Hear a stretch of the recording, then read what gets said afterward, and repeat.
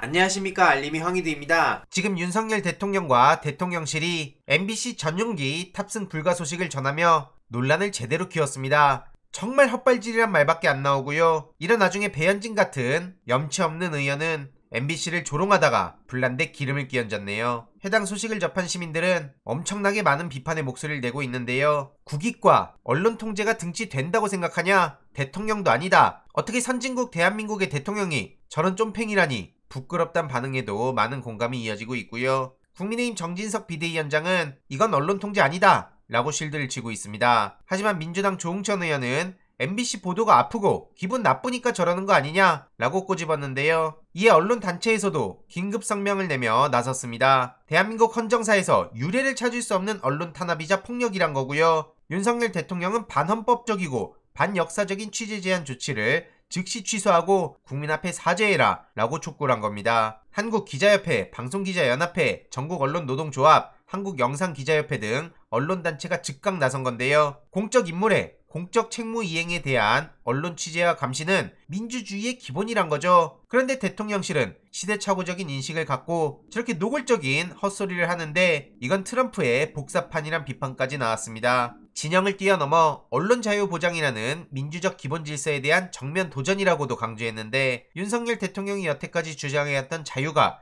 얼마나 공허한 건지도 쉽게 알 수 있는 겁니다. 그래서 언론계가 이번 사태에 함께 대응해야 한다고도 촉구했는데요. 이에 책임있는 대통령실 관계자들은 즉각 파면 조치할 것도 요구했습니다. MBC에서도 대체 항공수단을 통해서라도 반드시 현장에 가서 취재를 할 것이다 라고 밝혔는데 이러니 망길로 가는구나, 깜도 안 되는 사람이 대통령이 돼서 국민들이 고생이구나, 이런 반응들이 이어지고 있고요. 방금 속보가 계속해서 전해지고 있죠. 대통령실 기자단이 의결한 공동 대응 내용은 공동성명과 보이콧이라고 합니다. 보이콧의 내용은 전용기 탑승, 도착 촬영, 기내 촬영, 대통령 기자 간담회, 브리핑 취재 거부란 거고요. MBC 도착 이전까지의 모든 풀영상 취재를 거부하는 방안도 논의 중이라고 하네요. 그런데 이러면 윤석열 대통령은 더 좋아하지 않을까 싶기도 한데요. 아무튼 공동 대응에 찬성 39, 반대 6, 불참 4였다고 하는데 반대 6은 다들 예측하시는 곳들 아닐까 싶은데요. 실제로 윤석열 대통령이 참 뻔뻔하다는 얘기가 나올 수밖에 없는 게 이 땡땡 관련해서 전문가 자문을 받았다고 하지 않았습니까?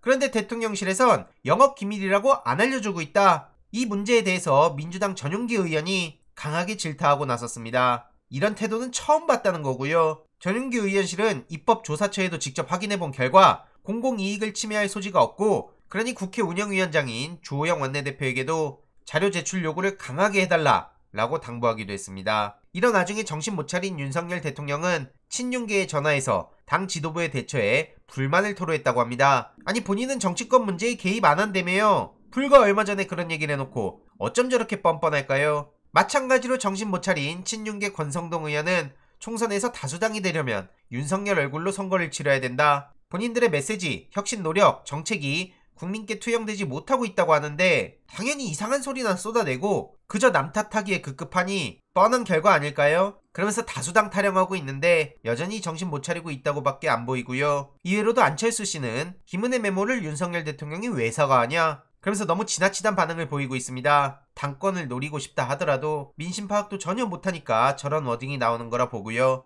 다른 걸 다 떠나서 손가락은 아직까지 무사한지 지금 반년이 지났는데 반년 더 기다려보겠습니다 라는 반응이 계속해서 나오고 있습니다. 그리고 문재인 전 대통령을 계속해서 때리며 풍산계 관련해서 논란을 어떻게든 키워가려 하는데요. 정말 염치 없단 말밖에 안 나오고요. 건희사랑이 전 대표인 강신업 씨는 유승민 전 의원을 경찰에 고발했다는 소식까지 전해졌습니다. 저러면 저럴수록 대부분의 국민들과는 동떨어진다는 걸 알면서도 노골적으로 저런 행동을 보이는 것 같은데 그냥 패착이고요. 지금 경찰관, 소방관들도 분노의 목소리가 점점 더 커지고 있습니다. 특히 최성범 용산소방서장이 입건되는 걸 보면서 대부분의 네티즌들은 이게 말이 되는 상황이냐? 라고 반발의 목소리가 나오고 있고 소방 내부에서도 당연히 납득할 수 없다는 반응이 나오는 겁니다. 그 누가 오든 소방서장보다 대응을 잘했을지 의문이란 얘기도 나오고 있고요. 이건 경찰이나 소방의 한 기관 잘못이 아니라 국가 전체 시스템이 붕괴한 사건인데 어쩜 저렇게 말 같지도 않은 소리를 할 수 있냐? 이런 반응들이 계속해서 이어지고 있습니다. 심지어 용산소방서장은 비번인대 현장에 가 있었다는 사실까지 알려져서 윤석열 대통령과 그 주변인들을 향한 엄청난 비판의 목소리가 이어지고 있고요. 당시 현장 지휘뿐만 아니라 관리, 상황 파악 등에 직접 적극적으로 관여했다는 소방서장의 이야기가 전해지고 이 모든 분노의 화살이 윤석열 대통령에게 배가 돼서 돌아가고 있다고 봅니다.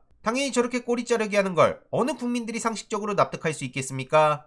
당장 이런 박희영 용산구청장 같은 사람들은 나 몰라라 하고 마음의 책임 따위의 소리하고 있는데 이런 사람들이야말로 제대로 책임을 져야 되고요. 참사 당일 행적도 경찰의 수사 대상이라고 하죠. 30명 투입한다더니 참사 당일 고작 8명 근무시켰다는 용산구 소식도 전해졌는데요. 실제로는 8명보다 더 적었을 것으로 추정된다는 얘기가 나오고 있죠. 원래는 일 30명씩 150명의 인원을 투입해서 행사 관리하겠다 이렇게 밝혀놓고는 택도 없는 대응을 했다는 게 드러난 거죠. 오죽하면 외신에서도 K-팝의 나라에서 아이러니한 일이 벌어진 거다. 가디언, BBC, NHK 등 주요 외신에서도 이와 관련한 소식들을 계속 전하고 있는데 윤석열 정부 들어서서 뭐 하나 제대로 나아지는 게 없다. 국민들의 불안과 분노만 키워가고 있다. 이런 반응들이 이어지고 있고요. 추가적인 소식 계속 전해드리도록 하겠습니다. 이번 내용도 유익했다면 구독, 좋아요, 알림 설정, 멤버십 가입 정말 큰 힘이 된다는 점 말씀드리고 싶습니다. 이번 내용도 주위에 널리 공유 부탁드립니다.